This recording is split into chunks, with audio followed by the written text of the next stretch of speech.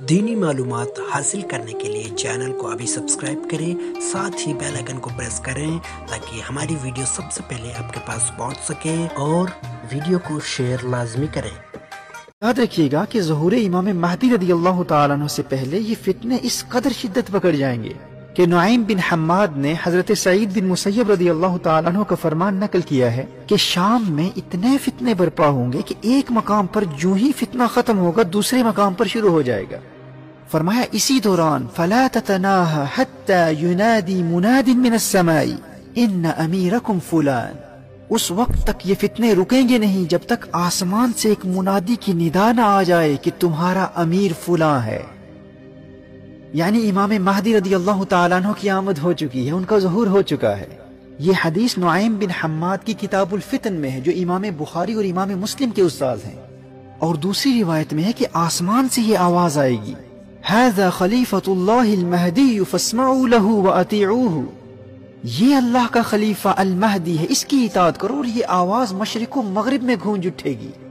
اور اس آواز کی گونج ایسی ہوگی کہ سونے والے بیدار ہو جائیں گے، اس آواز کو سن کر سونے والے اٹھ کھڑے ہوں گے، اور امام مہدی مدینہ منورہ میں ہوں گے، اور مدینہ منورہ سے مکہ مکرمہ پہنچ کر اقتدار سنبھالیں گے، اور پھر کچھ وقت گزرنے کے بعد امام مہدی رضی اللہ تعالیٰ عنہ پر حملے کے لیے سفیانی اپنی فوج بھیجے گا،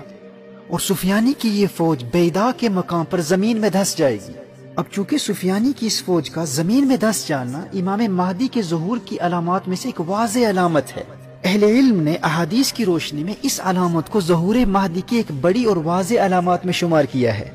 جب سفیانی کی فوج زمین میں دھس جائے گی، اس علامت کے ظاہر ہونے کے نتیجے میں دنیا بھر کے اہل اللہ،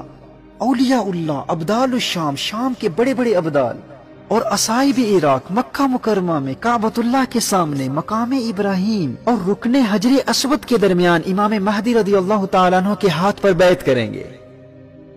اور حضرت عبداللہ ابن عباس رضی اللہ تعالیٰ عنہ کی روایت کی روشنی میں اصحاب کہف بھی امام مہدی رضی اللہ تعالیٰ عنہ کے مددگاروں میں شمولیت کے لیے آ جائیں گے، اور امام بدر الدین عینی علیہ رحمہ نے عمدۃ القاری صحیح بخاری کی شرح میں اپنی تحقیق کی روشنی میں اس حدیث کی سند کو مرفوع لکھا ہے۔ اور آگے چل کر دجالی فتنوں کے مقابلوں کی تیاری کے حوالے سے میں کلام کروں گا کہ کس طرح ہم اپنے آپ کو تیار کر سکتے ہیں۔ اگر ہم اس وقت زندہ ہوئے یا ہماری اولادیں اس وقت موجود ہوں تو دجالی فتنوں سے بچنے کے حوالے سے ہماری حفاظت کے لیے روحانی اور مسنون طریقے کیا ہیں۔ اس ضمن میں سورۃ الکہف کی اہمیت اور سورۃ الکہف اور اصحاب کہف کا جو آپس میں باہمی ربط ہے، اس پر انشاءاللہ آگے چل کر تفصیل سے کلام کروں گا۔ تو میں امام مہدی رضی اللہ تعالیٰ عنہ کے ظہور سے پہلے کی اور بعد کی چند بڑی واضح علامات پر کلام کر رہا تھا۔ اسی طرح منصور جو کہ اہل بیت میں سے ہوں گے اور ان کا لقب الحارث ہوگا، اور اہل علم کے نزدیک یہ منصور امام مہدی رضی اللہ تعالیٰ عنہ کے بھائی یا چچا زاد ہوں گے، اور ان کی دائیں ہتھیلی پر ایک سیاہ تل ہوگا،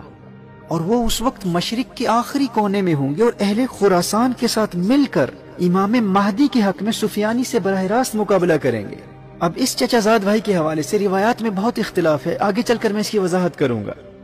اچھا دیکھیے، سفیانی کی فوج جب اللہ کے عذاب کا شکار ہو کر زمین میں دھس جائے گی، اس کے بعد کے زمانے میں جب اہل اللہ امام مہدی کے ہاتھ پر بیعت کر چکے ہوں گے، اور عام مسلمان بھی امام مہدی رضی اللہ تعالیٰ عنہ کے ہاتھ پر بیعت ہو چکے ہوں گے، پھر وہ وقت آئے گا جب امام مہدی رضی اللہ تعالیٰ عنہ سفیانی سے جنگ کے لیے روانہ ہو کر حد شام تک سفر کریں گے، اور سفیانی کو گرفتار کر کے امام مہدی رضی اللہ تعالیٰ عنہ کی بارگاہ میں لایا جائے گا، اور امام مہدی رضی اللہ تعالیٰ عنہ سفیانی کو قتل کریں گے، اور یہاں امام مہدی رضی اللہ تعالیٰ عنہ کے ذریعے سفیانی کی تباہ کاریوں، فسادات اور ظلم و ستم کا سلسلہ ختم ہو جائے گا،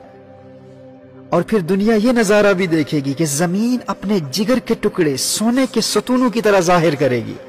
کعبۃ اللہ میں جو خزانہ مدفون ہے، امام مہدی رضی اللہ تعالیٰ عنہ اسے نکال کر فی سبیل اللہ تقسیم کریں گے۔ امام مہدی کثرت سے لوگوں میں سونا اور چاندی تقسیم کریں گے، اور لوگ اس قدر دولت مند ہو جائیں گے کہ کسی کو کسی چیز کی حاجت نہیں ہوگی۔ عوام میں استغنا اور بے نیازی اور زمین کی برکات کا عالم یہ ہوگا کہ خشک لکڑی خشک زمین میں بوئی جائے گی تو وہ سبز ٹہنی بن کر پتوں سمیت نمودار ہوگی، اور مال و دولت کی کثرت و فراوانی اور مسلم دنیا کی اکانومی کی عروج کا عالم یہ ہوگا کہ زندہ لوگوں کی یہ تمنا ہوگی کہ کاش وہ لوگ جو تنگی کے زمانے میں دنیا سے چل بسے آج وہ زندہ ہوتے اور اس منظر کو دیکھ لیتے۔ اللہ اکبر۔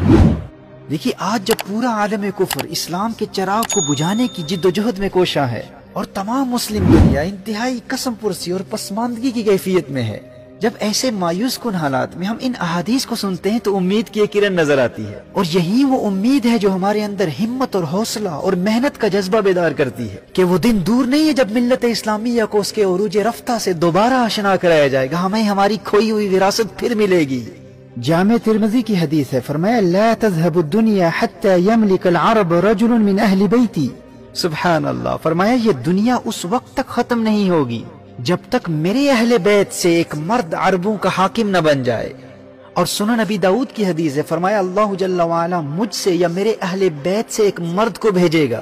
يملأ الارض قسطا وعدلا كما ملئت ظلما وجورا، جو زمین کو عدل و انصاف سے ایسے بھر دے گا جیسے یہ زمین ظلم اور جور سے بھری ہوئی ہے۔ اور سنن نبی داؤد ہی کی ایک اور حدیث سے فرمایا المہدی من عترتی من ولد فاطمہ،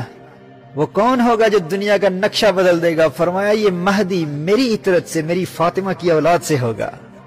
سبحان اللہ، یاد رکھنا وہ مرد مجاہد جو آج کے اس مفلسی، غربت، قسم پرسی، پسماندگی اور ظلم و ستم کے زمانے کو عدل و انصاف، امن و آشتی، محبت اور رواداری، دولت اور خوشحالی کے زمانے میں بدل دے گا، وہ کون ہوگا؟ وہ فاطمہ تو زہرا کی اولاد میں سے ہوگا، اس کی رگوں میں میرے آقا کا خون دوڑ رہا ہوگا۔ اور امام برزنجی نے الاشاع لاشراط الساعہ میں لکھا ہے کہ یہ وہ دور ہوگا جب آل محمد سے بغض رکھنے والے دنیا سے مٹ جائیں گے، تمام مخلوق اس زمانے میں آل محمد سے محبت کرنے والی ہوگی۔ اچھا، امام مہدی کے دور حکومت میں جو امن و خوشحالی کا دور ہوگا، مال و دولت کا دور ہوگا، جب مسلم دنیا کی اکانومی اپنے عروج پر ہوگی، جس میں وہ کثرت سے سونا اور چاندی تقسیم کریں گے، یہ خوشحالی کا زمانہ انہی 7 سالوں میں ہوگا جو الملحمۃ الکبریٰ سے پہلے ہوں گے، یعنی یہ وقت اس سب سے بڑی عالمی جنگ، اس آرمگیڈن سے پہلے آئے گا۔ اور اس الملحمۃ الکبریٰ کے بعد کے زمانے میں امام مہدی رضی اللہ تعالیٰ عنہ قسطنطنیہ بھی فتح کریں گے اور روم کو بھی فتح کریں گے، اور فتح روم اور قسطنطنیہ کی فتح تک دجال کا خروج نہیں ہوگا، یعنی الملحمۃ الکبریٰ سے چند سال گزرنے کے بعد قسطنطنیہ اور روم فتح ہوگا، اس کے بعد پھر دجال کا خروج ہوگا۔